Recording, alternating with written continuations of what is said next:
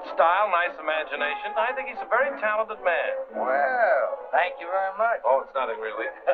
There's room B, room A. Wonder where room E is. How should I know? Are you going to the Waterbury lecture? Oh, my God. Let's find out where she's going. Excuse me. I'm sorry. Where's the Waterbury lecture, do you know? Aren't you Owen Waterbury? Yes, I am. How do you do? Follow me. Where are you taking us? Room E. Are you a student or a teacher? I'm a student. Oh, advanced or beginner? What do I look like? Well, you look very advanced to me. Ah, Mr. Waterbury, good evening. How do you do, Mr. Gilbride? You're right on time. We almost didn't get here. I was doing his laundry, and we had to wait for it to dry. His underwear is still wet. I brought a friend, Mr. Ronnie Hastings. Oh, how do you do, Mr. Hastings? Hey, let me get you a chair. No, never mind. I'll sit in the bleachers.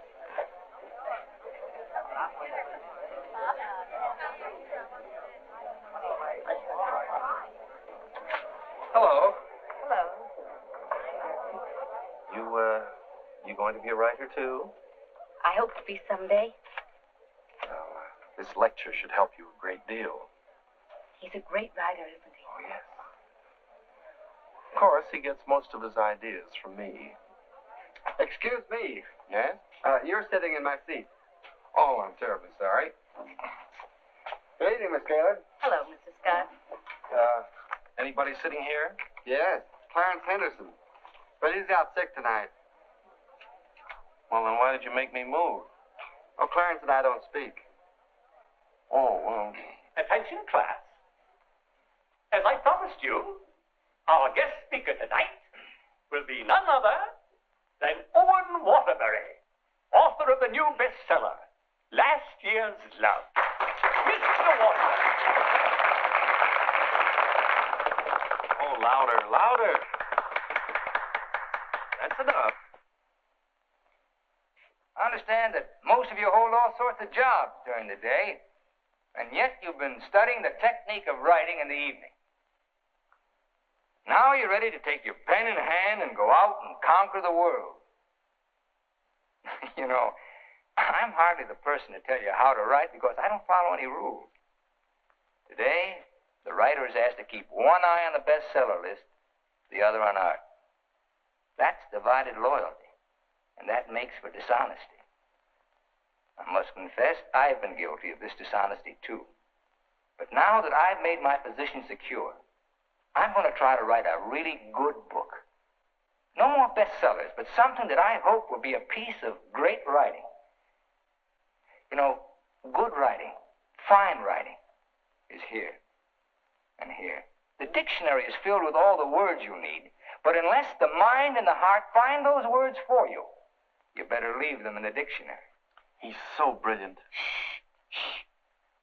Because a writer, fundamentally, must believe in himself. That's half the battle.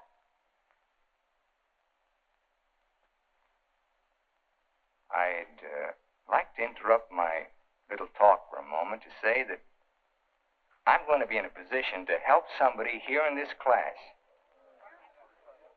Beginning tomorrow, I'm going to need a secretary. I've already placed the request with the University Placement Bureau, and man or woman, whoever qualifies, will get the job. That's very nice of you, Mr. Waterbury. Well, it's not a big job, but the surroundings will be wholesome. And you'll be able to serve your apprenticeship under someone who's already established. Well, so much for that. I remember when I wrote my first novel. It took a lot of work. I starved, lived in a little back room, all the while consoling myself that I was going to be another poet. So you're really going to work for Owen Waterbury? Well, I was offered the job by his personnel manager. I've heard a lot of weird stories about Owen Waterbury. Oh, you hear weird stories about any famous person. Why, last night his talk was actually inspiring. Steve, do you realize you've been here 5 years? Well, isn't that a little too long for anyone with my ambition? Where does Mr. Waterbury do his work? Well, his personnel manager said in his apartment. Apartment? Well, you can't expect a writer to work in an office, Mr. Harris. I want to write, and I think he can show me how. Who knows? After a year with him, I might even be autographing copies of my own book in one of your bookstores. By taking a course in Owen Waterbury. And getting paid for it at the same time. I'm going to miss you, Steve. Oh, no, you won't. After a week, you won't even know I've gone. Not true, but good luck anyway. Well, I could make a big speech, but I think you know how I feel about everything. You've been wonderful to me. I understand. Steve. Yes? Call me sometime, will you? We'd like to know how you're getting on. I'll call you tonight, after I get the job.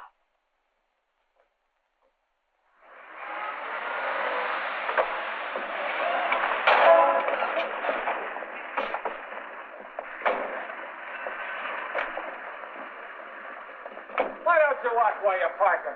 Well, you can back up, can't you?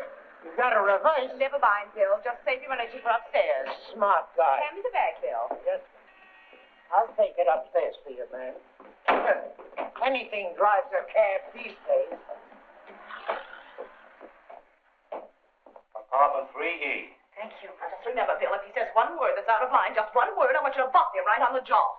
They might take my license away. Not for protecting a lady. Well, come on, in and out. You know, I hit pretty hard. The harder, the better. Is he a big guy? 6 feet of bluff. I'll cut him down. I didn't get this nose for nothing. Are you sure he can't fight? He's a writer. Writer? Writer? Now, remember, if he just so much as opens his mouth. Don't worry, I'll shut it up. I got a bigger mouth than he's got. I've come for my things. And what's the objection? Evidently, he has none. Follow me, Bill. Now then, I want you to take all the things out of that drawer and put them into that bag. Yes, ma'am.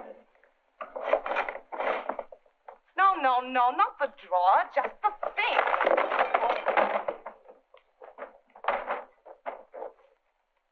Oh, come in. Come right in. That's right.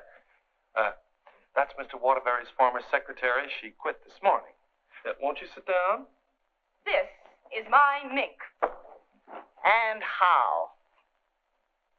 Mr. Waterbury gave that to her as a Christmas bonus. My typewriter.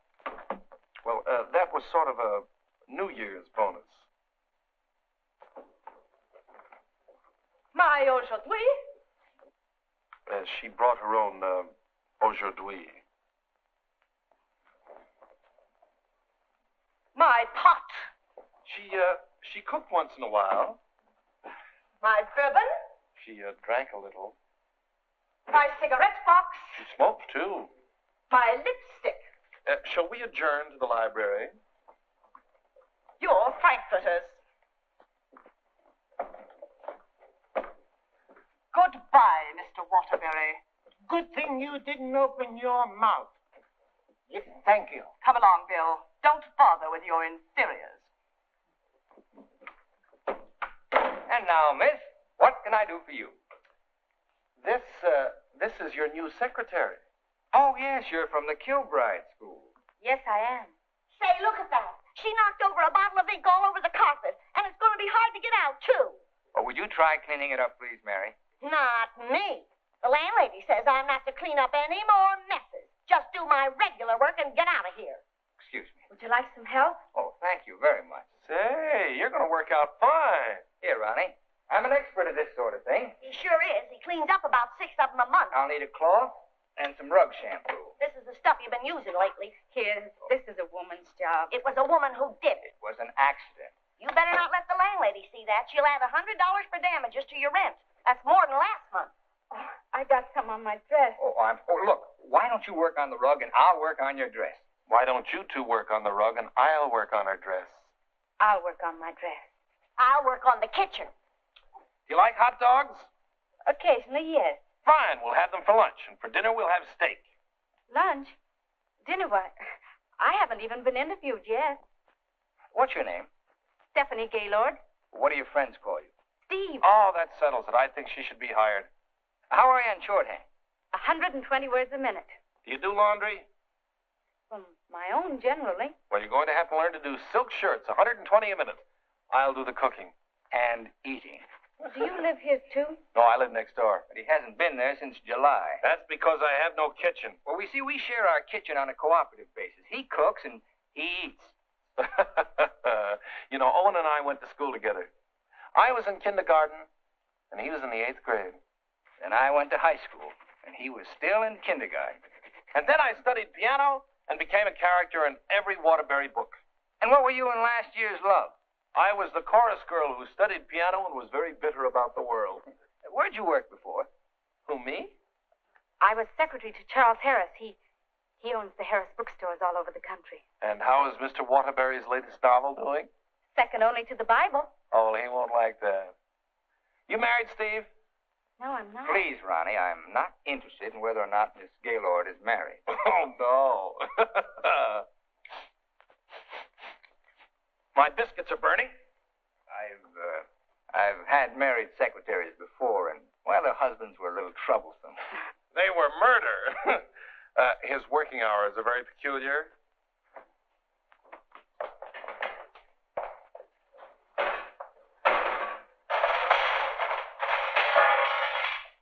Well, I think we've done a good job.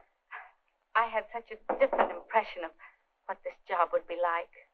Oh, today was an unusual day. But after this, there'll be no more distractions. I'll go. We're going to work in an atmosphere of dignity and culture.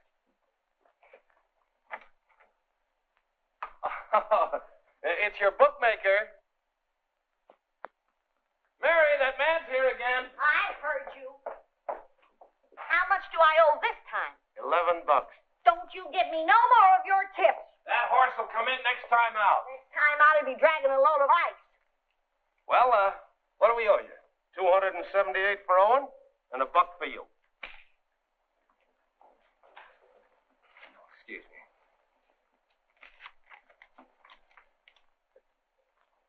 Here you are. I'll have to owe you mine until next week. You want to wager today?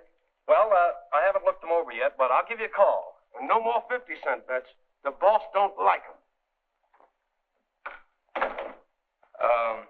Where was I? You were telling me that everything here was dignified and cultural. Oh, yes. Now, Steve, about your other duties. I'll go. Did you just have an interview with my daughter, Mary Hastings, about a secretarial job? Why, yes.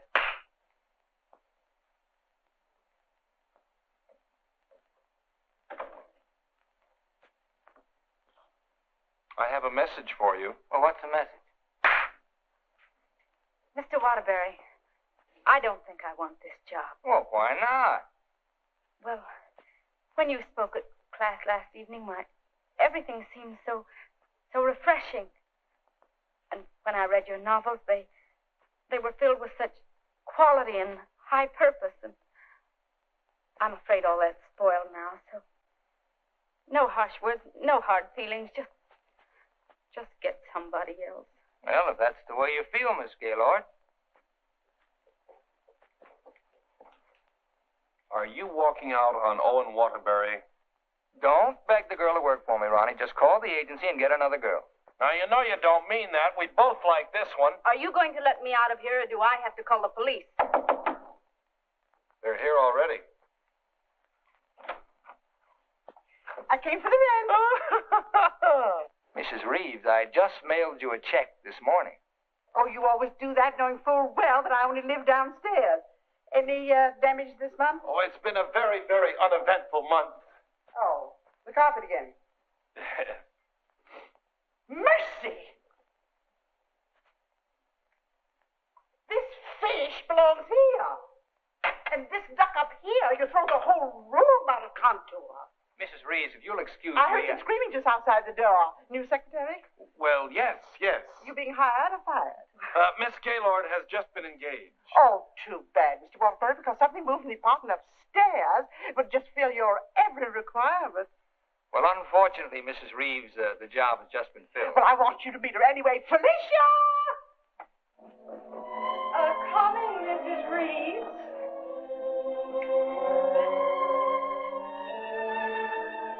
Felicia Adams. I want you to meet the famous Owen Waterbury. How do you do? Him.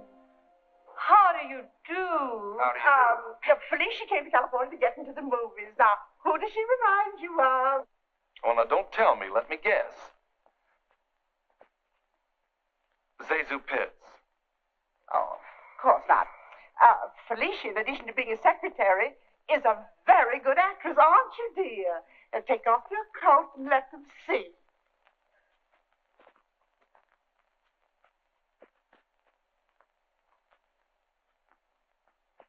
She's got a lot of talent there. I thought you'd think so. I was a model back in Texas, but I came out here for a career. Daddy's financing me. A friend of yours? No, my father. Perhaps Felicia could play the heroine in your next novel when it's made into a movie. She could do that. What's the heroine like? It's a girl from the South. Why, I'm from the South. How perfectly coincidental. She's trying to hook a rich man. She's insincere and a moron. Well, what's worrying you? Well, I'm not so worried about being insincere, but as for being a moron... Oh, now, don't worry about that. You could act like a moron, couldn't you, dear? I could try. Oh, I'm going to dramatic school. Maybe they can teach me to be a moron. If you studied hard enough, yes. It'd take a lot of work. Look, Mrs. Reeves, I haven't even started my novel yet, and it doesn't look as if I'm going to if I'm continually interrupted. Well, we'll leave and let you work. Oh, Ronnie, I'm having a party for 50 guests tonight, and I'm expecting you to entertain for us at 9. Is it informal, or shall I bathe? If you don't care to entertain at my parties, pay your rent. Well, I'm off to the horse show. You haven't got a chance.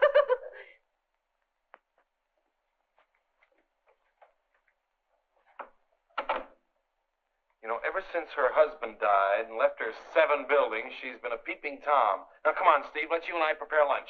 Look, I stayed only because I didn't want to cause a scene in front of your landlady, but I'm really leaving now. What an idea! What an idea! Take this down. Come on, take it down. Get your pad. Well, where's your pad? Well, you've got to have a pad. You can't put a job like this without a pad. All right, I'll find a pad for you.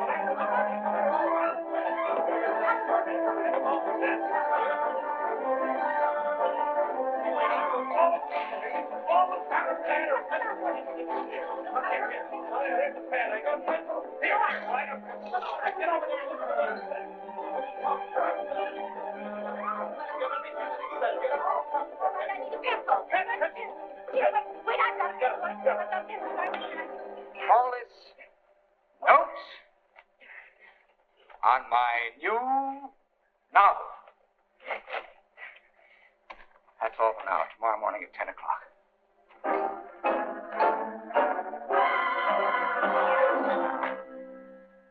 He's incubating. He's incubating at last. Come along. She's always starting your novel. Yes, always. I remember. On last year's Love, I was baking a cake. All of a sudden, he called me out, and I had to start taking dictation. And I couldn't go back until he was through dictating. At 3 o'clock in the morning, we sat down to chocolate-covered ashes.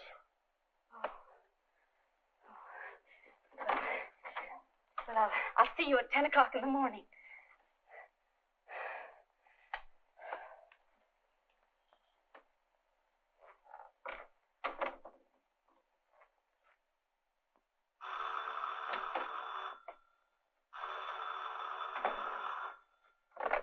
Hello?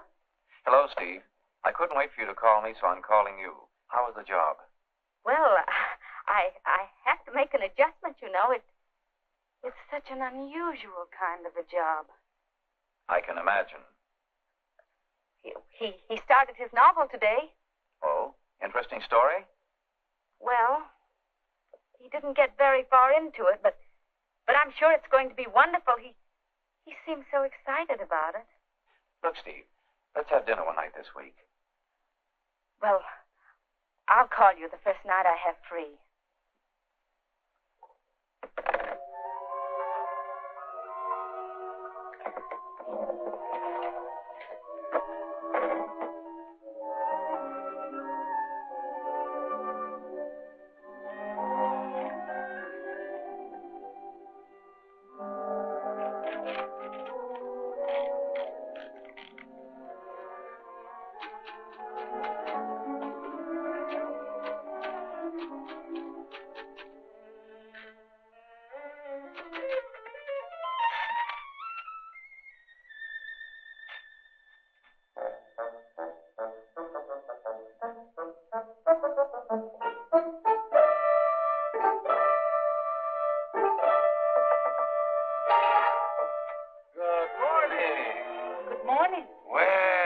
bright and early this morning. It's 10 o'clock. Say, did you ever think how you'd look in mink? Well, I see you've got your pad. Keep your pencil poised. The genius is still dressing. I'm making potato pancakes for luncheon. He's in a sour cream mood today. If you need anything ironed, I'll be in the kitchen ironing. Good morning, Steve. Good morning. Right on time. Let's see, where did I leave off yesterday? Notes on my new novel. Yeah. I'll go.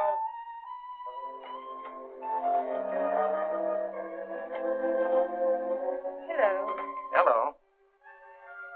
Hello. Hello. Hello. Hello.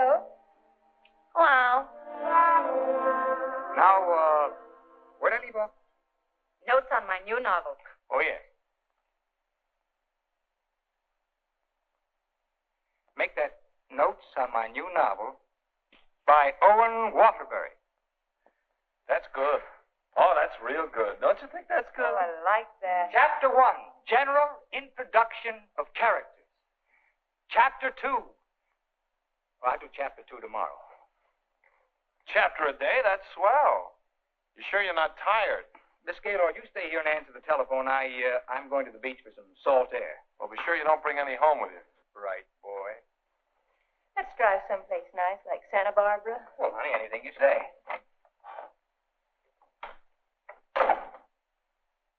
Don't pay any attention to him.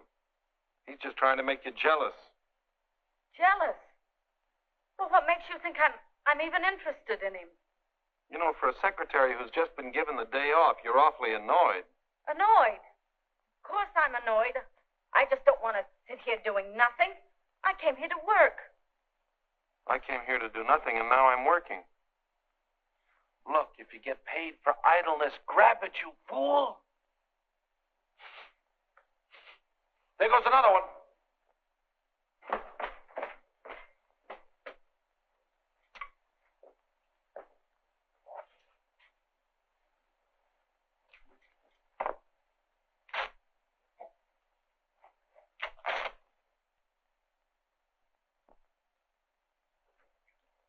Look, I'd like to ask you a question. Yes? Does Mr. Waterbury intend to write a book? That's a very interesting question. Waterbury's a genius. What do you think he's doing right now? Incubating. Exactly. And whenever he goes through a mood like this, a great book comes out of it. I'll bet he does a lot of writing tonight. Why, honey, you're jealous. Look, I don't even know Mr. Waterbury. And at this point, I'm not even sure I want to. Of course not, honey.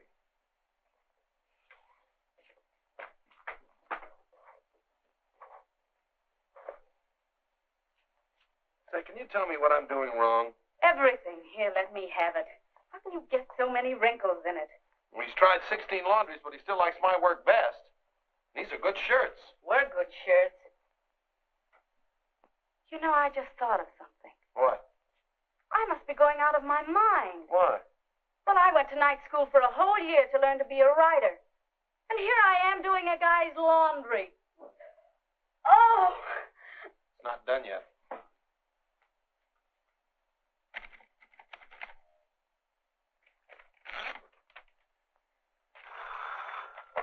Hello? Miss Gaylord, this is Owen Waterbury. I want you to be here tomorrow morning at 9 o'clock. I've finally gotten the idea. Thank you.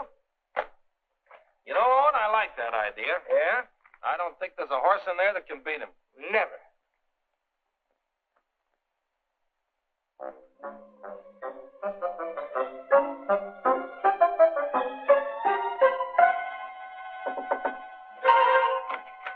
Morning. Morning? Oh, leave your coat on, Steve. The taxi will be here in just a minute. Got a fare for her? Well, she can use mine. Where are we going? To the races. The race. Haven't you ever been? Never in my life. Swell. Always lucky the first time. Come on. But what about that idea you had last Oh, that can wait till after the third race. Look, I got a horse in here. Look, Mr. Waterbury, I don't think I ought to go along. Say, are you complaining about being paid to go to the races? Come on.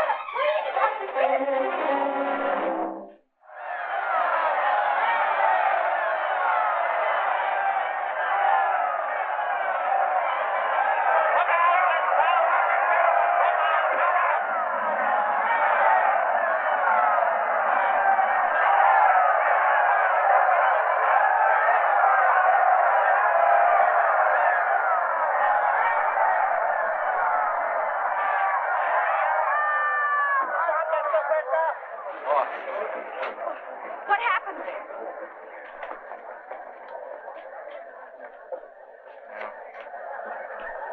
Last time I take those guys' tips. Well, so far this job has cost me $83. Now, don't worry. I'll see that you get that back. Why should you? I gambled and I lost. Well, losing is good for the soul. We had the 3 best souls in town.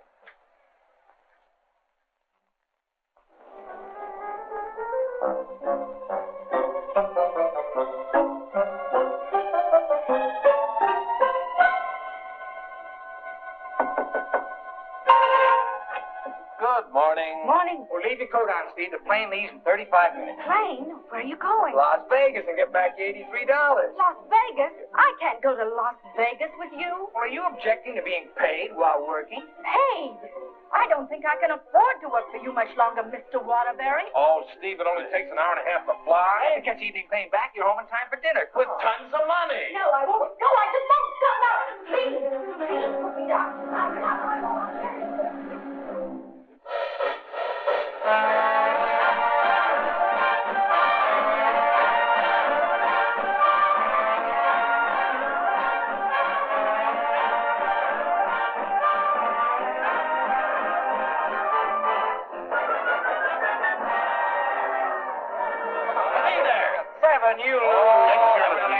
Right here. No dollar bets here. Where do you think you're going? Los Angeles? Hit the road. Come on, baby. Here we go. Come on. For the easy way. What is your point? For the hard way. Hard way, four. Come on, baby. Here it comes. There she is. 4. 7, you lose. Standing on my right again, huh? When are we leaving, Mr. Waterbury? Leading, I'm stuck 3,000. But you said we'd catch the midnight plane. There'll be another plane at 2, darling. Next shooter, please. Grab Oh, it. next shooter. Okay. Come on, let's go. I thought working for a writer was going to be so uplifting. Correct. You lose. See what you did? But I didn't do anything. She didn't mean it. What are you grinning about? I'm betting on crap. Everything was going to be so intellectual. Correct again. Go ahead, lady. Are you doing that on purpose? What did I do? You're doing all right, honey. What's her point? Her point is craps. Can't you make anything but craps? I was going to meet only literary people. Correct, Snake. You're my dream girl. Never saw that before. Don't make any more craps, understand? I'll tell him when he comes in. Keep your mind on the dice. Put this all on 7. She's not making this time for one. Let's go. You know, I'm writing a novel too, Mr. Waterbury. It'll be a honey. A 2 and a 1. Correct. Get out of here. Goodness. What's wrong? Keep your mind on the dice when you roll. How dare you speak to me like that? Just for that, you roll your own dice. Correct. $80 rich. Come on, bring it in. Over here. Come on, lad. Money. Gaylord. Steve, where are you going? I'm going home, and I never want to see you again. You're a fraud, Mr. Waterbury, a cheap, egotistical fraud, and your whole existence is something I want no part of. I'm sorry I even met you because you've spoiled something for me. You've spoiled my impression of Owen Waterbury, the writer. Steve, look, you can't go home alone. I'll take you home. Steve, please sit down, will you? I want to talk to you, please. Steve, honestly, this gambling, it's an insidious thing. It changes a person. I'm really terribly sorry. Well, then why don't you put a stop to all of this and get down to work? I guess I'm afraid. Afraid of what? I'm afraid I'm not the great writer I started out to be. Instead, I'm just a commercial hack. Oh, no, you're not. Didn't you see how everyone at the university treated you with awe and respect? Why don't you write another love story? I think going backwards. Backwards? Stick to your last. You know the story of the clown who always wanted to play Hamlet? If you keep telling yourself you're a failure, you'll be one. If I try another love story, will you work for me? If you work, I'll work for you. Thank you. I'm poor again. I just switched to 7s.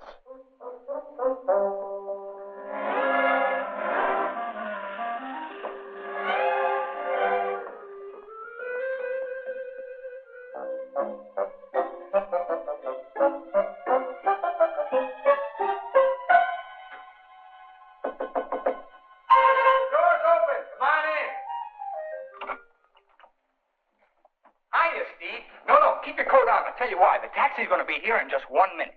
What? Oh, don't worry. We're going to work, but let's do it at the beach house, huh? He's superstitious, honey. He starts all his novels at the beach house. But why the beach house? Did you like last year's Love? Very much. Well, most of last year's Love was done down there. Well, shall I take the typewriter? It'd be a nice idea. Ronnie, will you stop teasing the girl? I'll be dictating today. Come on, Steve.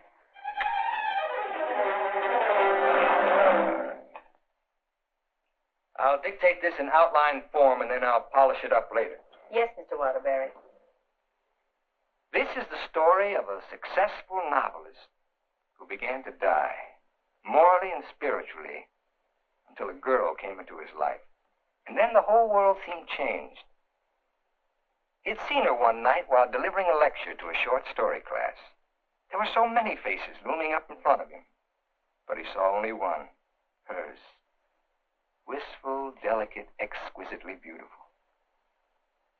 Without her knowledge, he arranged to make her his secretary because in that fleeting moment, in that single instant, he knew he was desperately in love with her.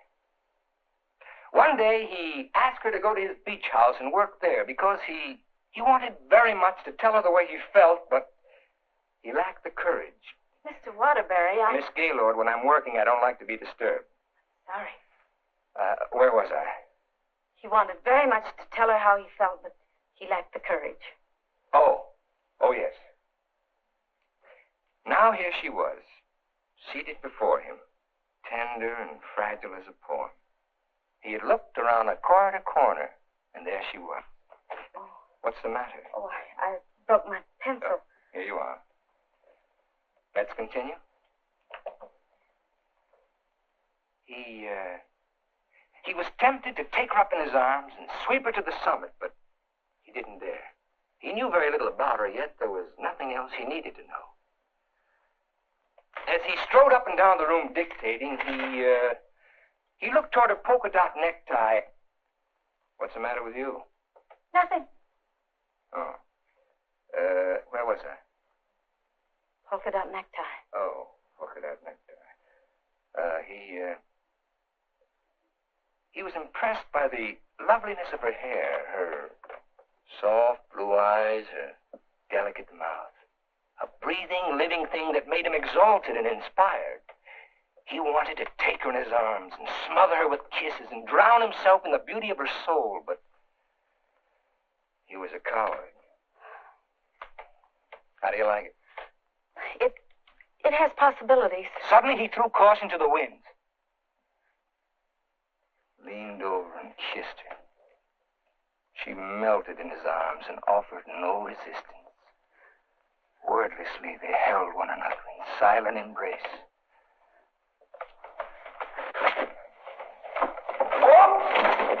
You've got the wrong girl, Mr. Waterbury. I'm really leaving you this time, and don't you ever try and get in touch with me again.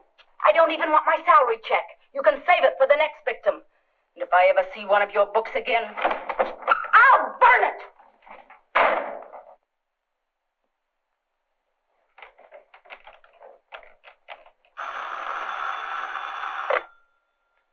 Hello. Oh, hello, son. I just thought I'd call you and let you know I made dinner for the three of us. And ask Steve if she likes popovers. Steve's just quit. Yeah. I'm dictating a harmless little scene. Suddenly she takes offense, slams me on the couch with a hammerlock, and walks out. Is she insane? Well, I'll call the agency and get them to send over another girl. I better get one who likes broiled chicken, because that's what we have for dinner. Don't call anybody. I'm not going to go to work for a long time.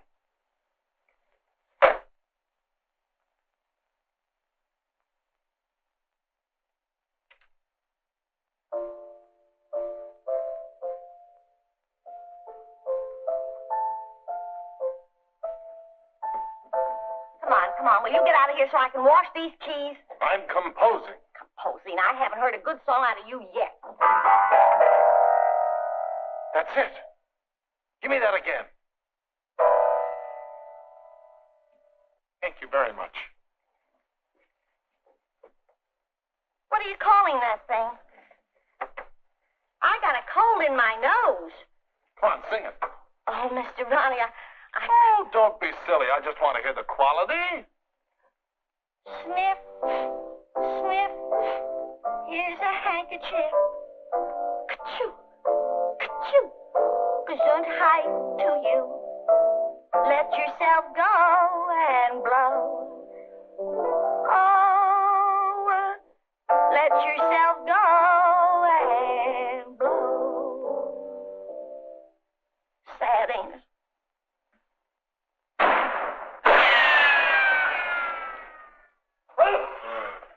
I have to have some water. Some water. Water in the kitchen. Well, I can't go in there. The place is on fire. Here, listen to that. Oh. You and your cooking. You and your popovers, they don't pop, they explode. Call the fire department. The fire department, they just put water over everything. I can't.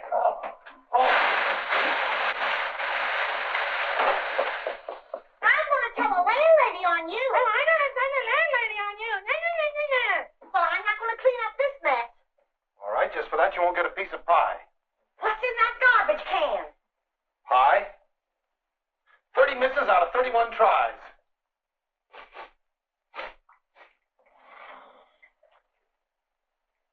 Misses. Well, at least the roast chicken's safe. What's that? Roast chicken? How can you pour roast chicken? Well, I had to roast it in the pressure cooker. It melted a little. Oh, he'll have his dinner out tonight. Well, so am I. You don't think I'm going to eat this horrible mess, do you?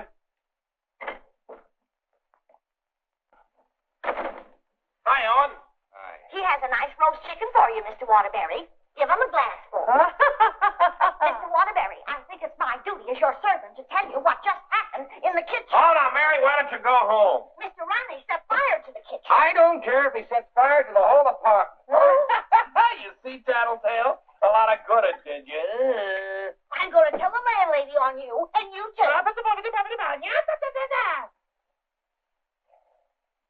Well, what happened down at the beach house? Will you stop asking me silly questions? I told you on the phone. She quit, that's all. Well, she had some nerve. Well, I don't need her. There's a lot of other secretaries. Of course there are. Just as capable, efficient, and just as cute. Sure. We never did find out how good she could type. Well, I'll call the agency and get another secretary. I got a better idea. What you gonna do? I'm going to pack. Where you going? New York, change of environment. I'll work better there. Gonna get rid of the apartment? Yep. Well, what's gonna happen to me? What should happen to you? That's a very unfair question. Boy, I'm not going to let a little thing like a secretary throw me off balance. Never in a million years. I got a life to live, too. Wonderful, beautiful, exciting life. I got a book inside me, a great book, full of intensity and scope. Boy, you know something, Ronnie? I'm glad this happened. I'm down to earth now. What happened? Well, you can still use it. Elsie called. She's, sorry she quit in a huff, and she apologized for the cab driver. See? That's what Steve will be doing tomorrow. Calling and apologizing, but I won't be here.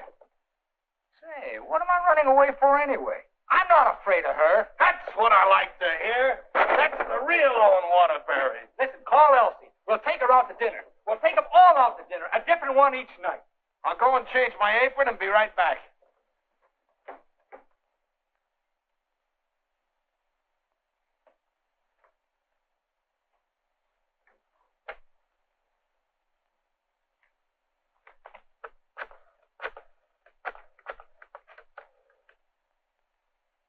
Brian Detective Agency? This is Owen Waterbury. Yeah. Look, I want you to shadow a girl for me. Stephanie Gaylord. Now, let's all try to have a good time tonight, okay? I'm willing. Are you, Ronnie? I'm willing. Good evening, Mr. Waterbury. Hello, Francois. Here, why here? I like it here. You've always hated the Ridgely room. He's joking. I'm not joking. You've always hated it, hasn't he, Elsie? I thought so. I've always hated it. Mr. Waterbury, there's a gentleman here to see you. Gentleman? Oh, yes. Ronnie, will you take Elsie to a table, and I'll join you in just a minute, huh? All right, but don't leave us. Don't stick Elsie with the check again. Antonio, table 3. Table 3. Where is he? Alcove 2. Oh. Good evening. Is that the gentleman? Yes, sir. Hello. Did you send me that message? Yes. Brian Detective Agency. Devitt is the name. Well, how'd you find her so fast? That's my job. There she is, right over there. With a man. Who's the man? I don't know. Do you want me to find out? Of course I do. All right. I'll start shadowing both him and her. I want you to find out everything you can about her. I think she's in love with him. She your wife? No, my secretary. I get you. Look, I want nobody to know about this. Don't worry. The way I operate, even you won't know about it. Can you check a pass for me? It'll be expensive. Well, why? The unknown quantity. You just finished checking on a girl. Took us a year to get her pass caught up with her present. Do a good job. I will. Take care of my check. Cigarette? Yes, give me a pack, please.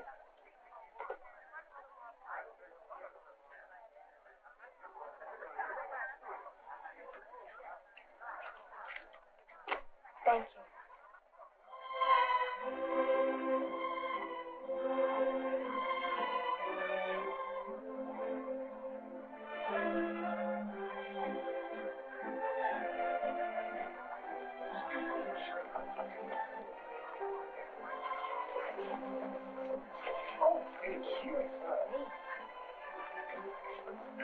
Oh, excuse me. Hiya, Steve. Hello, Ronnie. Don't talk to her. I'm mad at her. Oh, I forgot. Good evening. Good evening. You know him? Uh-huh. He's my new boss, Your new boss. What's his name? Charles Harris, the bookseller. That's Steve's old boss. He's not so old. How dared you go work for him? Listen, Shakespeare, I'll work for whom I please. What, did you have to pick on her old boss? Didn't she pick on mine? When Mr. Harris called the employment agency, he asked for somebody with literary experience. How did you qualify? You used to work for Waterbury. Steve, with her principals out with her ex-boss. What about Elsie? Who's she out with? We're talking about Steve and her principals. Leave mine out of it. You know, I bet Harris hired you just to spy on me. Well, you're not very complimentary. I happen to be an excellent secretary. When did you learn to type, dear? Has he been questioning you about me? Only the normal questions about my experience. You didn't talk, did you? Ronnie, will you stop looking at everything as one big, long laugh? Well, I've got a lot for you, lover boy. What? They're going to be married. What? They're going to be married. Where are you going? I'm going to talk to her. Your order, please. A broiled chicken. Yours? Well, I'll have a glass full, too. Hello. Good evening. Mr. Harris, Mr. Waterbury. Well, congratulations. I just heard the good news. What good news? How about you marrying Stephanie? May I dance with the bride? That's entirely up to her, isn't it? May I? Thank you. Not at all. So she decided to get married to the wrong guy. Are we going to dance, or are you going to dictate a novel? Oh, now why should a nice, intelligent girl like you marry a man she doesn't even love? For your information, I'm not marrying anyone. Oh, well, now I respect you. You respect all girls who decide not to get married. Going back to work for him? Is this a quiz, or are we going to dance? Well, it could be both. Say, how would you like your old job back? Better terms? Not interested. I'll throw in a bonus. Marriage. Mr. Waterbury, you talk about marriage as though it was something cheap and vulgar. Who else but Owen Waterbury would invite you out for the evening and dance with another girl? I would. Say, why don't you pay him back and dance with Mr. Harris? I wouldn't think of dancing with my boss. This is me you're talking to, remember? Well, I mean, not till I worked for him. For a few days. Well, that's a nice sentiment. Steve, you're in my arms at last. I'm holding you at last. We're dancing. You may be dancing, but I'm holding you. Oh, like the tide, you go out, but you also come in. Owen Waterbury, you're the most maddening man I've ever met. Listen to me, Steve, I love you. Everything I dictated at the beach house I meant, but it was too much of a coward to say it out. I love you, Steve. Marry me. Take a chance. This is me, the author of beautiful words that I've spelled. All I can say is, I love you. Marry me. Your chicken, madame. And your chicken in the glass, sir.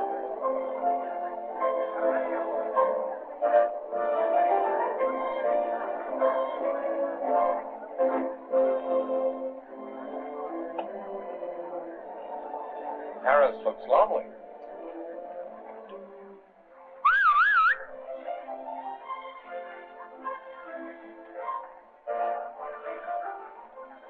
Mr. Harris, this is Ronnie Hastings. How do you do? Won't you sit down and have a glass of broiled chicken? Thank you. I think I will.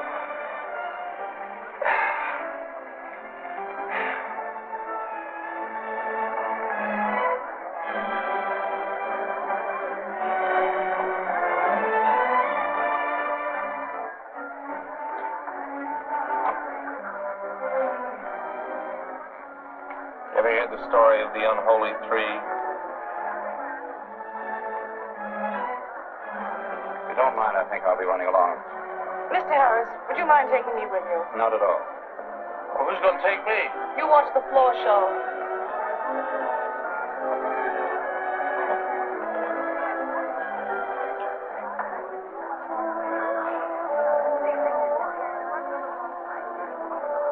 Want to dance? I love it.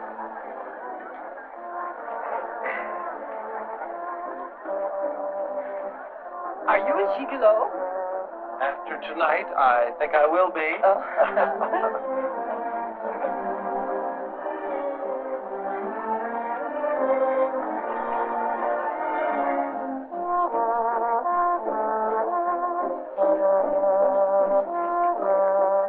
Isn't life strange?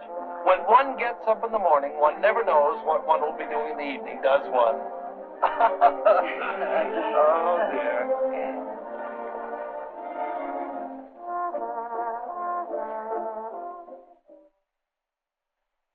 And in addition to the office supplies, please order one Remington electric typewriter for the outer office. Mr. Harris's office. Just a moment, please. Hello? Yes. What? When? Thank you. Goodbye.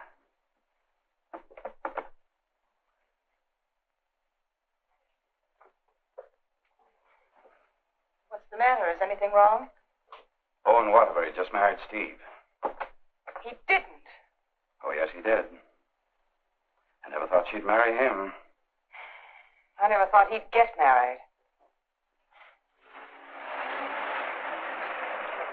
Well, here we are, honey. Welcome to Honeymoon Manor.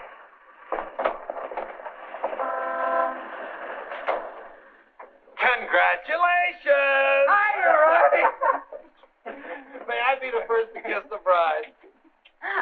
Or am I the first? I'm not a very wide-awake bride. Honey, let's get some sleep and then we'll go over to the beach house, huh? How long have you been driving? 24 hours. Las Vegas and back. Oh. Hey, whose bags are these? Oh, those are Felicia's. As soon as I told her the news, she decided to move out. It's a good idea. Darling, this is quite a threshold. 3 stories up. Well, we can use the threshold upstairs. Oh, good idea. Hi, Felicia. Congratulations. You did very well. She certainly did. I'll get you moved in as soon as I get her moved out. Okay. Why don't you try the building next door, dear? Driver, old lady's home. Whoop. Hello, Mary. I'm so happy for both of you. Well, thank you, Mary. Very sweet of you. Yes, darling. Hello, darling. Hello, dear.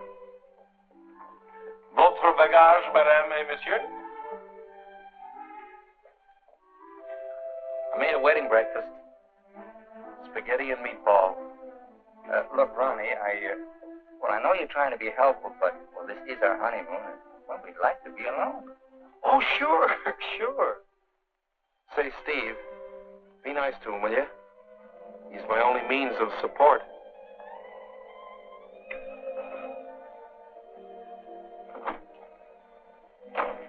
Darling, Are you glad you married me? Oh, what a question to ask me now. Well, it was on the spur of the moment, and you do change your mind so. Darling, I'll never change my mind about you. You're the first nice thing in my life. Could you tell me where is apartment 3E? Who are you looking for? Isn't that the business of the people in apartment 3E? It's the next apartment down the hall, sir.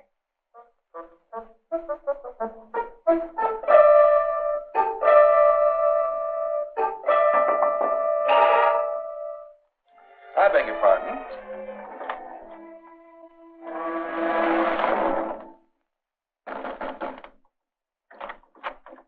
Yes, and what can I do for you? I have a message for Mr. Waterbury. Well, I'm afraid Mr. Waterbury can't be disturbed just now. He's a little busy. My name is Devaney. Will you tell him the woman he's interested in got married?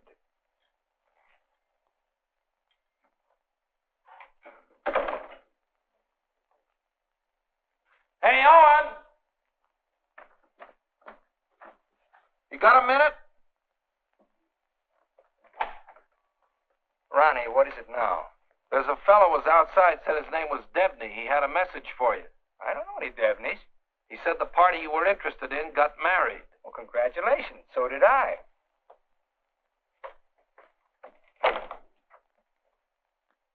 Darling, whom were you interested in who got married? There's only one married girl I'm interested in.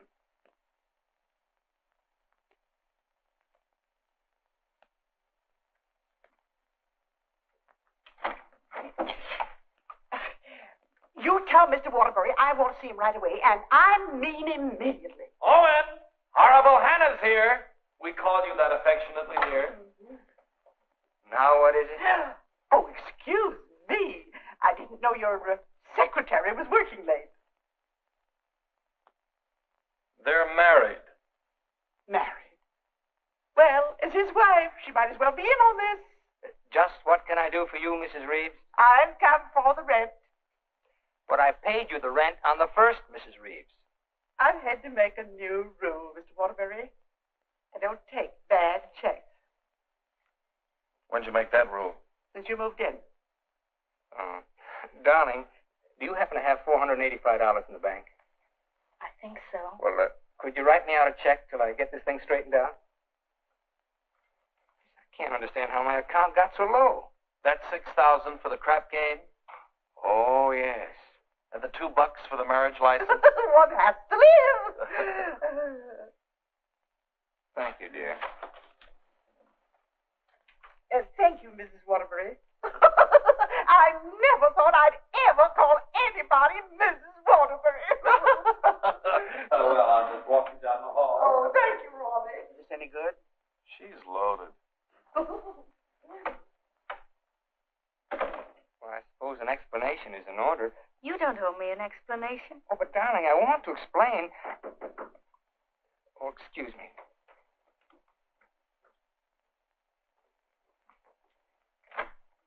Hello, Owen. Oh, hello, Dick. Congratulations, we just heard. Well, thank you, Bertie. Congratulations. Thanks a lot. Oh, darling! Won't you come in and sit down? Yes, thanks. Darling, I want you to meet Mr. Fulton, my publisher, and Bertie. This is my wife. How do you do? So nice knowing you. Owen, you're not thinking of a prolonged honeymoon, are you? Oh, no, we're just going down to the beach house. And, well, I thought I'd dictate my honeymoon. Good idea. You know, there's a deadline on that novel. It's got to be made. You know why. Well, I'll have it ready, Dick. I'll count on it. Would you like a drink? No, thanks. We're double parked downstairs. Come, dear. How's Ronnie? Oh, still eating. Same old Ronnie. Yes, Bertie's told me about Ronnie. She says that when he dies, he'll ask the crematorium to baste him slowly on both sides. You know Ronnie? Oh, of course. I was once Mr. Waterbury's secretary. Well, thanks an awful lot for coming, Dick. Happy honeymoon. Thank you.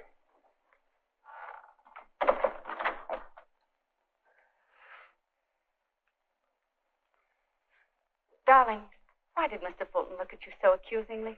Well, I owe him $20,000. I drew it as advance royalty against my next novel. And that mink coat Mrs. Fulton had on? Is that one you gave her? Oh, Bertie meant nothing to me. I'd written a bestseller, and I was throwing money around like water. You can always take it back and give it to Mr. Fulton as part payment. Oh, darling, I'll get you 100 mink coats. Darling, I don't think I can afford 100 mink coats. After all, paying your rent will keep me broke. Honey, did you marry me for my money? No, but I'm beginning to think you married me for mine. Look, darling, let's get out of here. We're never going to be alone here. Honey, I know a perfect little mountain cabin away from publishers and landladies. And secretaries? Well, except you. And I'm going to work. I promise you. I promise you.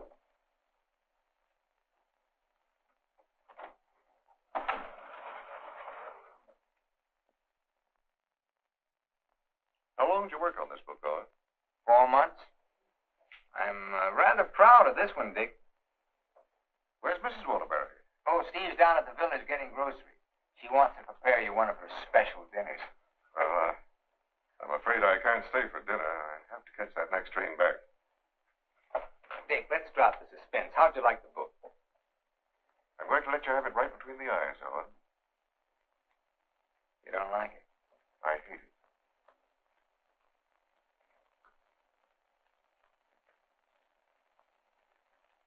It's just about the worst piece of drivel I ever read. Why, if I were to publish this, Owen, it would ruin you. Fortunately, I found another book to use in its place. What's the matter with me, Dick? Am I through? Of course not. Every top-flight novelist has a bad book in him. But how am I going to pay you back your money? Well, don't worry about that. I'm sorry, Owen. Darling, I got some of that wonderful venison. Why, hello, Mr. Fulton. It's so nice seeing you again. Miss Waterbury? Do you like venison? Well, I'm afraid I can't stay. Oh, why not?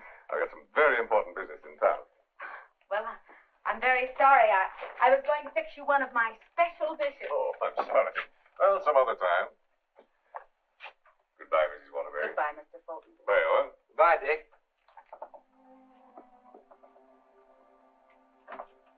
He doesn't like you. No? Do you think he's right? He's always been right. Until he married Bertie. Oh, what's that got to do with it? Well, maybe he's changed. Ever think of that?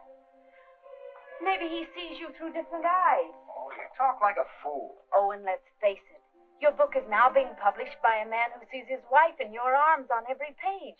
He thinks that girl in there is Bertie in you. You're a child. Bertie meant nothing to me. He doesn't realize that. And he's still a human being, even if he is a publisher. And he's a man. Let's get away from here tonight. Tonight? Owen, you blame me, don't you? Oh, not really, Steve.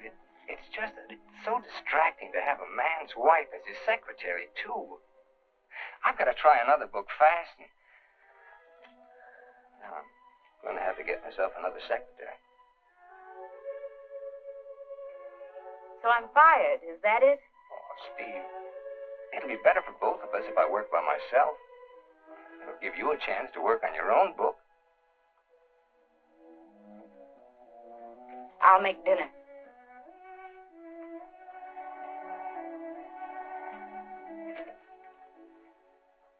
Owen, I finished my book. Oh, you did? Well, I'd like to read it. It's been on your dressing room table for 2 weeks. Oh. Well, I'll read it on the train. Don't bother. Are you hurt? No, I'm not. You call and get tickets for the train and send Ronnie a wire to get you a new secretary.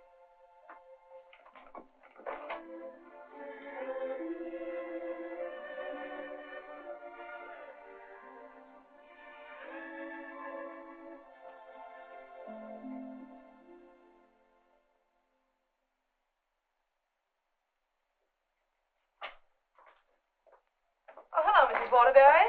Hello, Elsie. Mr. Harris told me you phoned in from the station. Did you have a nice honeymoon? Very nice, thank you. It must be lovely up at the cabin this time of the year. Yes, it is. A Waterbury original? His last.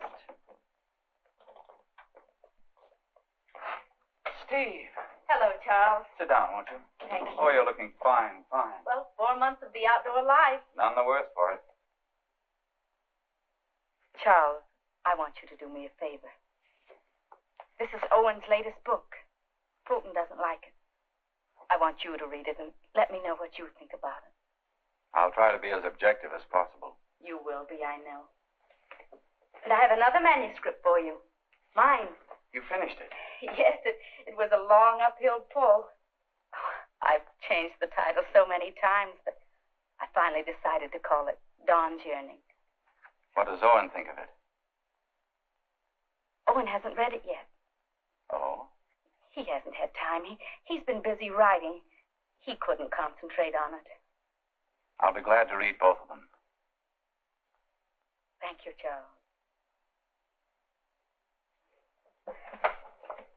Goodbye, Steve. Goodbye, Charles.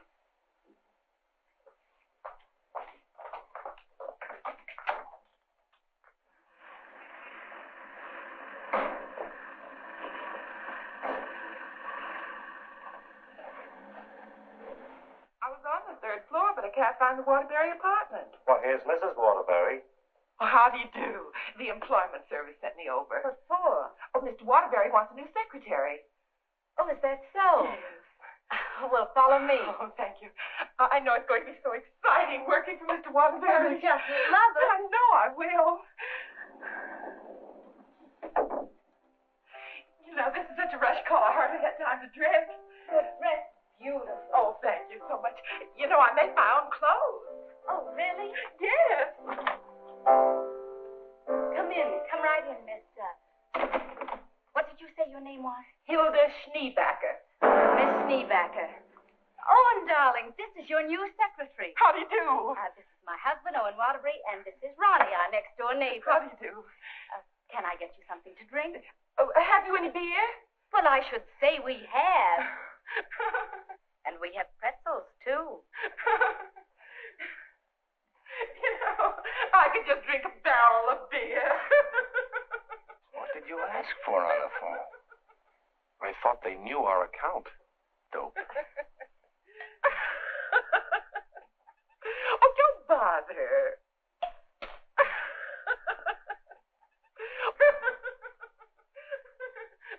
Why don't you bring your beer over here where we can be more comfortable? Oh, do you do laundry, Miss Schneebacher? Just shirts and socks. I don't like to do sheets. Well, sit down, please. How are you on handicapping the horses, Miss Schneebacher? Oh, yesterday I picked 2 winners. Played them both right on the schnozola. Oh, and I think she's enchanting. No. What size coat do you wear? Do you have to wear a coat on the job? Oh, Mr. Waterbury likes to give all his employees mink coats for Christmas. Oh, I wish I'd known that. I could have saved a skunk's life. I wonder who she means. I'm going to love this job. You're all so nuts.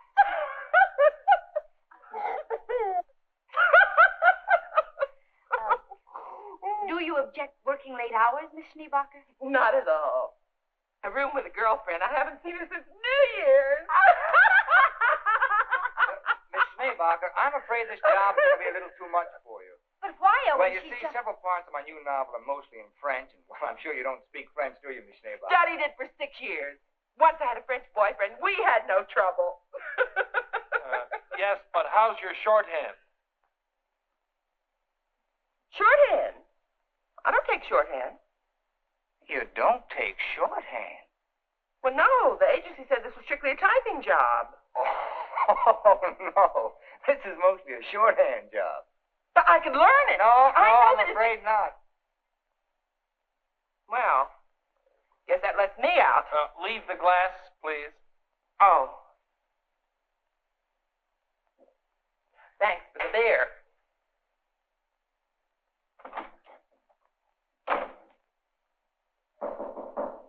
That must be the next one. The next one? I told the agency to keep sending them until we said when.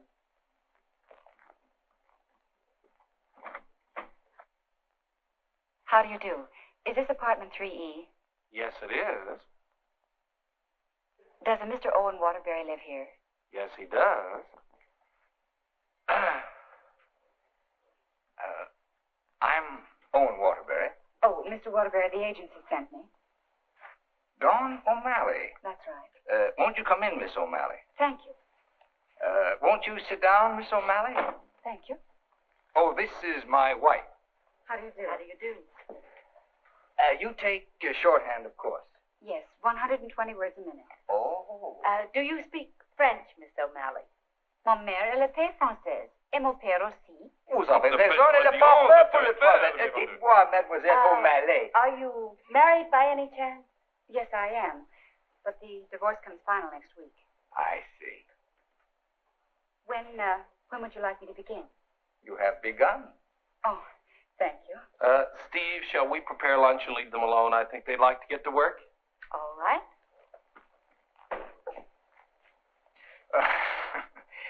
Tell me, did you ever work for a writer before? Yes, once about 3 years ago. But I'd rather not talk about it. Oh, well, why not? Well, he asked me to work late one evening and began getting a little fresh.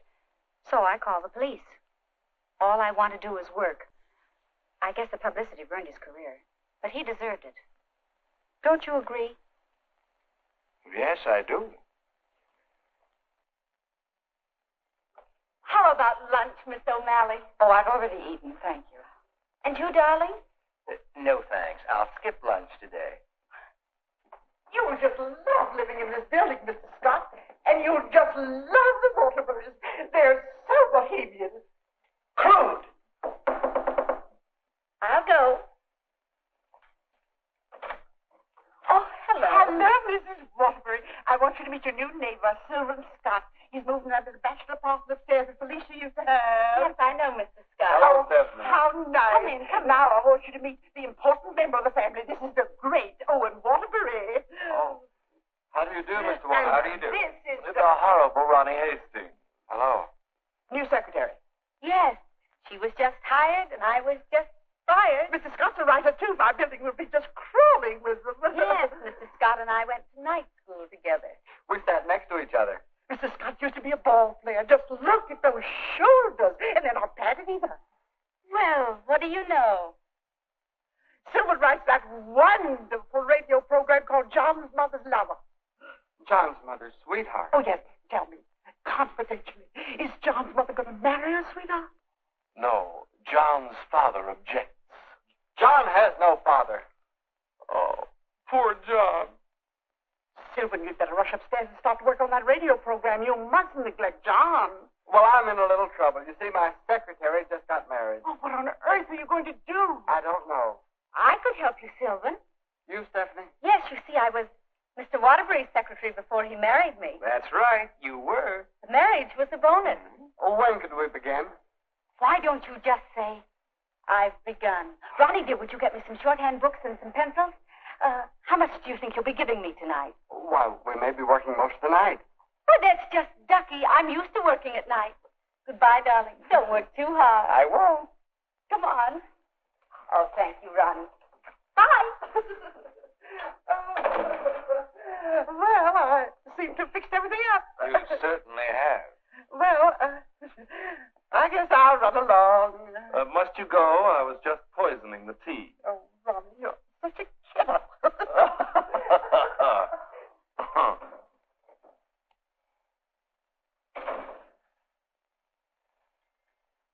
You know, you're going to really like it here, honey child. Watch your hands. I don't tolerate familiarity from anybody, and I mean anybody.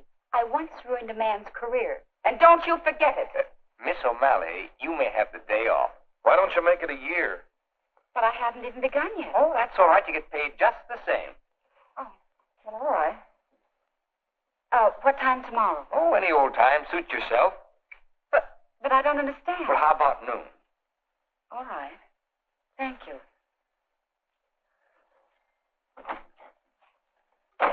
Well, you were saying something about poison tea? I mixed it. I get firsties. Now, where was I? Sound of footsteps.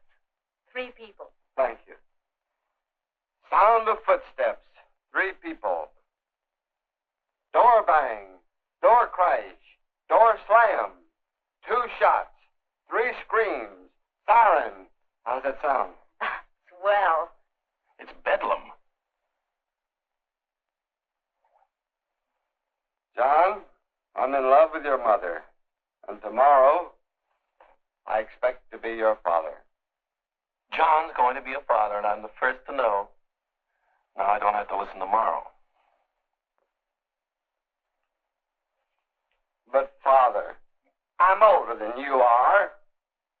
John's older than his father?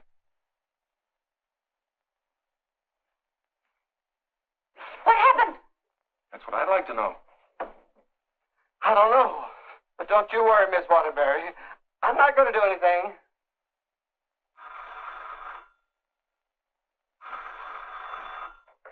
Hello. Hey, they just turned out the lights. Who's calling? This is Charles Harris speaking. I'm sorry to be calling at such a late hour, but I must talk to her. They just turned out the light. Will you keep quiet? This is her husband. No, she's out for the evening. She's right upstairs. And I don't know when she'll be back. Didn't you hear me? I said they just turned out the lights. Darling, may I borrow a light bulb? I don't care what you do. What's the matter? I'm going to a hotel in case you're interested. I'll go to a hotel. After all, this is your apartment. No, it isn't. You pay the rent. Ronnie, will you take this up to Mr. Scott, please? Oh, and you can't possibly be jealous of that man upstairs. Why, he's utterly harmless. Boy, you really had me fooled. Why do you say that? Charles Harris just called. Have you seen it, Steve, since we came back? Oh, and it's terribly late, and I don't like cross-examinations. After all, we're two adult human beings, and we should be able to trust one another. Don't smile it away with pretty words, Steve. Have you been seeing him? Yes. All right, then this is it. But I only saw Charles Harris for one reason. I took him your manuscript. He knows a great many publishers. Please don't. It's too late for that. I felt at the nightclub you were in love with Harris, and I knew he was in love with you. After all, 5 years is a long time, and I was a fool to think I could break it down. I never loved Charles Harris. Well, you never loved me. You were in love with a schoolgirl notion of a popular novelist. I really try to play this straight with you, Steve, but I guess I made a beautiful mistake. Owen, I was in love with you before I met you. Something in your writing, the tone, the feeling, the quality appealed to me so much that I used to imagine your books were written just for me. It's true, I built it up in a schoolgirl way, and I was so caught up in it, I guess I would have married you the night you lectured in class. If you'd stepped off that platform and asked me, I would have married you. Just like that. How can you talk to me like this? I put you way up there too, Steve. You tore it down in the cruelest way any woman could. You once called me an egotistical fraud. But what about you, Stephanie Gaylord? What have you been? Go ahead, phone him. He's waiting for you. Owen!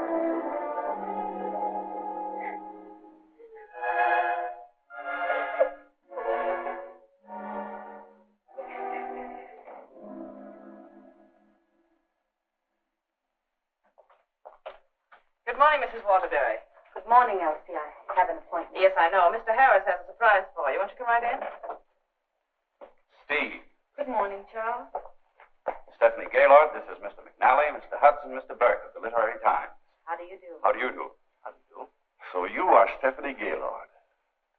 Sit down, Steve. This is a big morning in your life, Steve.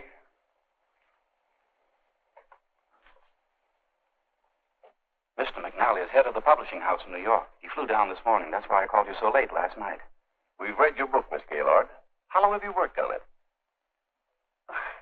About 5 years.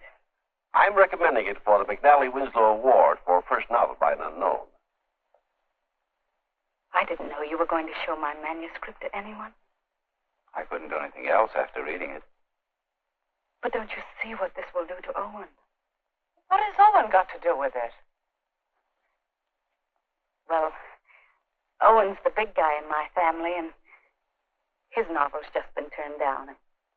If this happens on top of that, it would just about destroy him. He has to have a sense of importance. He's lost all faith in himself. You mean your husband would feel a sense of competition with you?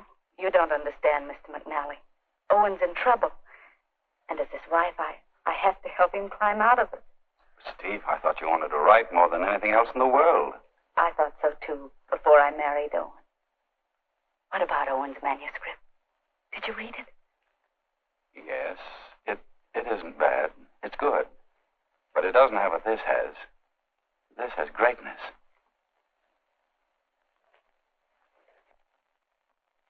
Thank you very much, gentlemen.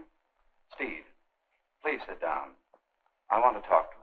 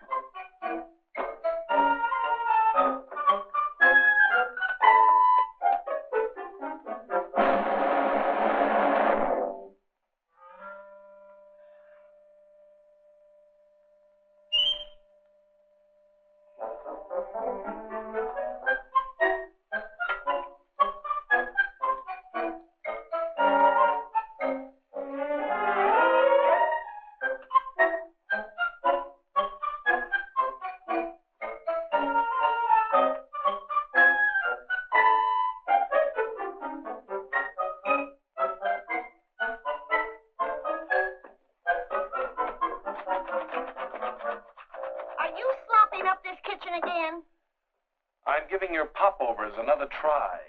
Well, give me time to call the fire department. No, Miss O'Malley. That's not the line I gave you. I'm sorry, Mr. Scott. All right. Let's try it again. Yes, sir. John, Mother, I've changed my mind. I don't like your sweetheart. Mother, well, I like him. That's all that matters. John, as your son, I refuse to approve the marriage. Mother, you're not marrying him. I am. How does that sound? Stinks. Amen. Mr. Hastings, I must say you're distracting. You know, you shouldn't be using Mr. Waterbury's apartment or Mr. Waterbury's secretary. Well, Mrs. Waterbury isn't here, and I've got to get the program out. Why don't you work in your apartment? She won't work upstairs. Well, why don't you work without her? I can't. I'm a dictator. Dear, why won't you work upstairs? I don't work in men's bedrooms. It's not a bedroom. It's a bachelor apartment. My husband was a hotel manager. One room is a bedroom. 2 or more is an apartment. Sylvan, she's got you there. Oh, come on, let's work. Hello, Mr. Waterbury. Yes, what can I do for you? Remember me? I'm Devaney of the Brand Detective Agency. Oh. What's this? A bill for $845.62. For what? For shadowing and delving into the past of one Stephanie Gaylord. But I married her. We've shadowed married women before. Hi, Owen. Get rid of this guy. You want me to call the police? I am the police. What's this doing here? That's my laundry. Do you expect my wife to do your laundry? Hey, that's a little large for you, isn't it?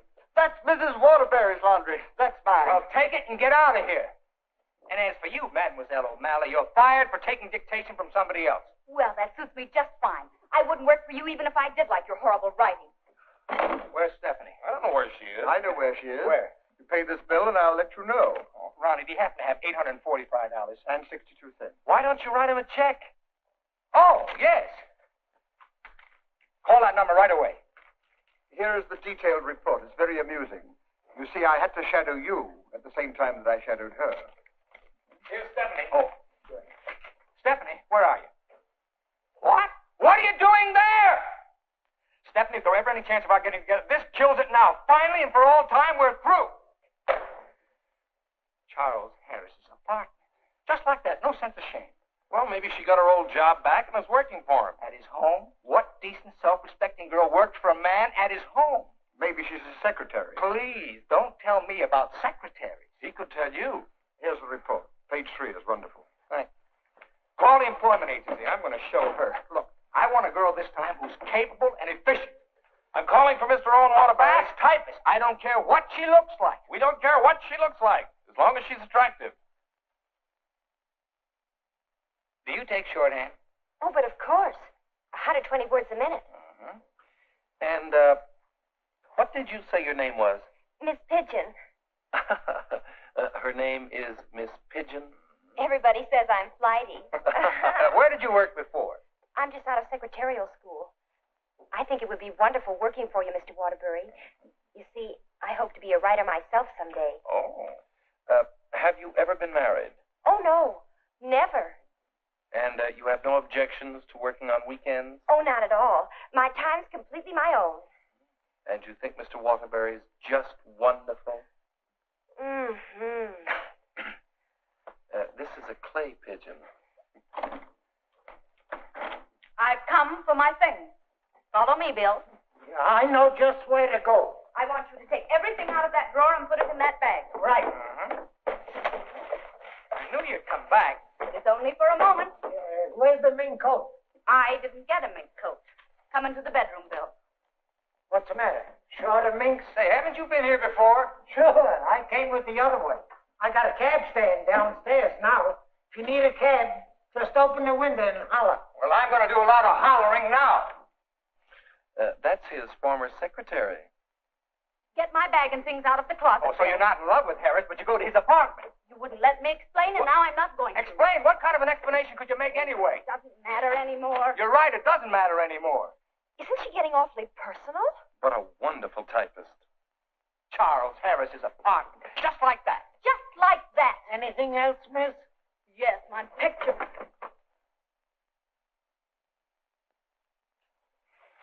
If I were a man, If you were a man, I'd ask you to step outside. Go ahead, hit me. I dare you. Did he slap her? I should say not. She slapped him. I've known all along why you presented me. It was because I liked your novel, and I told you so. You think you wasted your time. That's your tragedy. My only tragedy is you. I'm going far, far away from here, and I'm going to write a book about you. I'm going to call it The Heel and His Victim. That's a very horrible title. It'll do. Goodbye, Owen Waterbury. And don't you ever try and get in touch with me, because I want no more of you. That goes for me, too. Where's Miss Pigeon? She, flew the coop. Where do you think Steve's going? I think she's going to marry Harris. Harris. I'd like to see that little worm. I'm going to. Now, where are you going? I'm so mad I could get married. You know, I think I'll have to. Well, whom are you going to marry?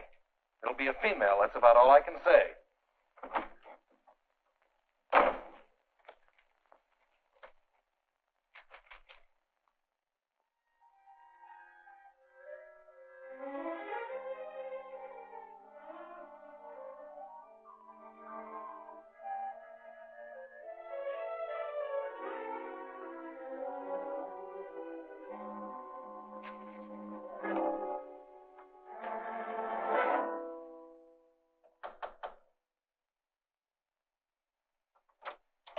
I'd like to see Mr. Harris. Your name? Owen Waterbury. Excuse me, sir.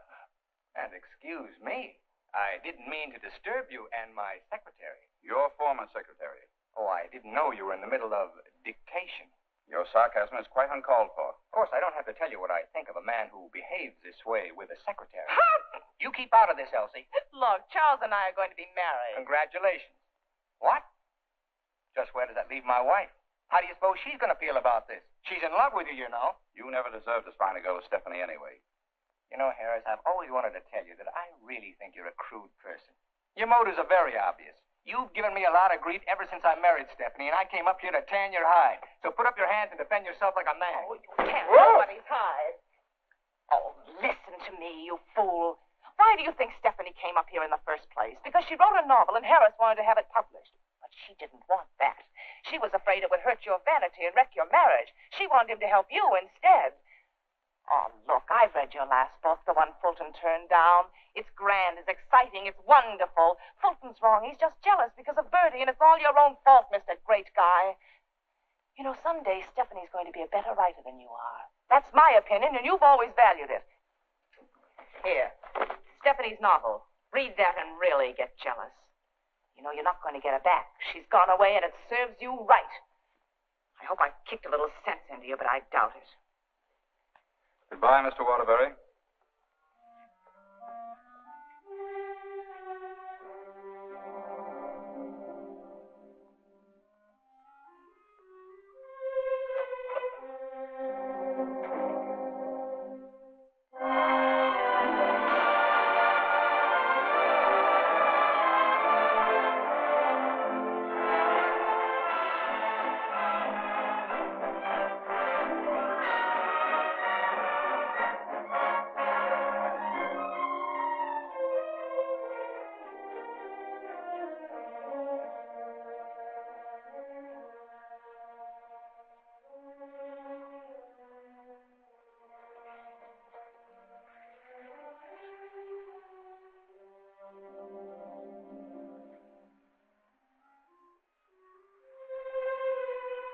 Hello.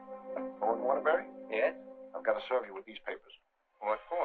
Suit for divorce from Mrs. Waterbury. Thanks.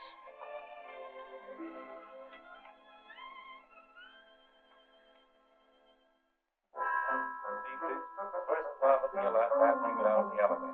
Thank you. Oh, mine's 3. What's yours, please? 4C. Isn't that Sylvan Scott's apartment? Oh, is it? I didn't know who lived there, but I'm his new secretary. I see.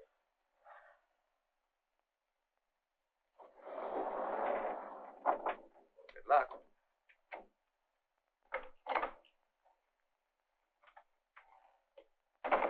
Hello, Mr. Waterbury.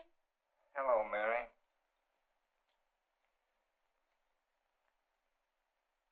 You want a drink? Well, I guess so.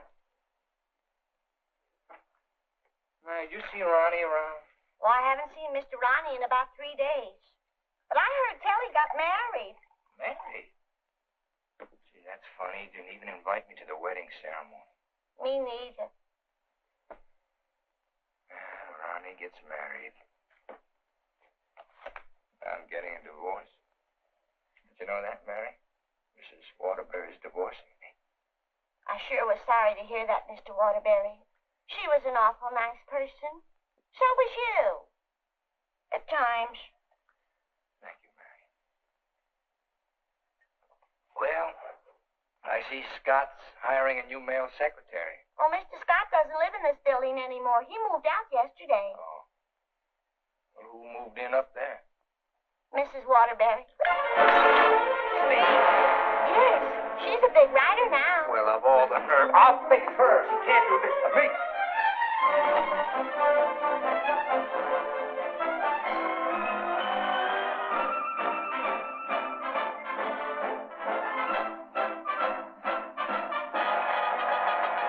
Come in.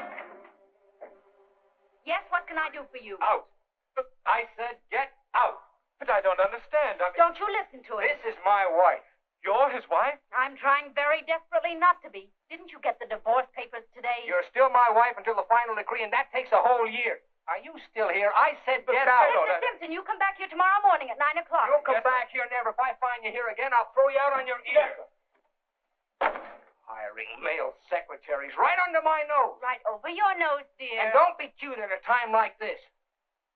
Why'd you take this apartment anyway? Because it was the only one I could find, and Mrs. Reeves was kind enough to let me have it. Oh, sure. I thought you'd think I was chasing you, Owen Waterbury. But my living here need cause us no embarrassment. We can be friends, meet in the hallway, and exchange polite little hellos. I exchanged polite little hellos with your friend Harris recently. Elsie was there. She told me all about your book. Oh, you didn't want to have it published because of what it might do to me. Silly. I mean, do you think I look upon you as a competitor? Don't you think I can compete with you, Mr. Waterbury? I read your book last night. Kept me up most of the night.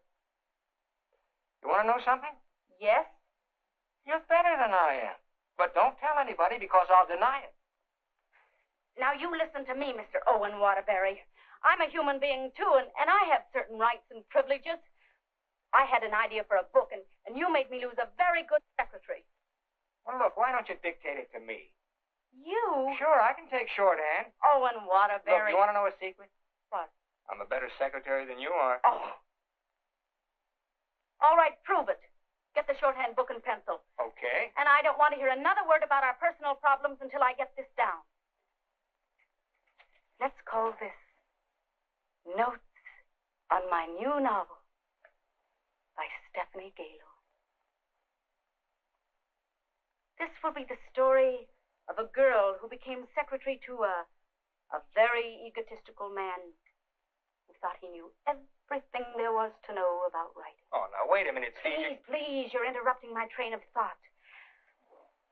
He was attractive. In an ugly sort of way. Thanks a million. Will you please stop interrupting me? But he was filled with with childish frustrations and complexes which she, in her silly way, tried to cure. Now, wait a minute, Steve. I'm not going to sit here and take down this... Listen, this is my new book. Until she suddenly discovered he didn't need a wife. He needed a psychiatrist. A psychiatrist? That does it. Now I'm insane, am I? Okay. But if you publish that book, I'll sue you. You just go ahead and sue me if you think I'm afraid. Hello. You know, this book sounds very interesting, but there's one thing I've got to know. Did she love him? Well, of course she loved him. She loved him deeply, devotedly, desperately. Then why didn't you say so? I've come for the rent. Raleigh is your new landlord. Oh, no. That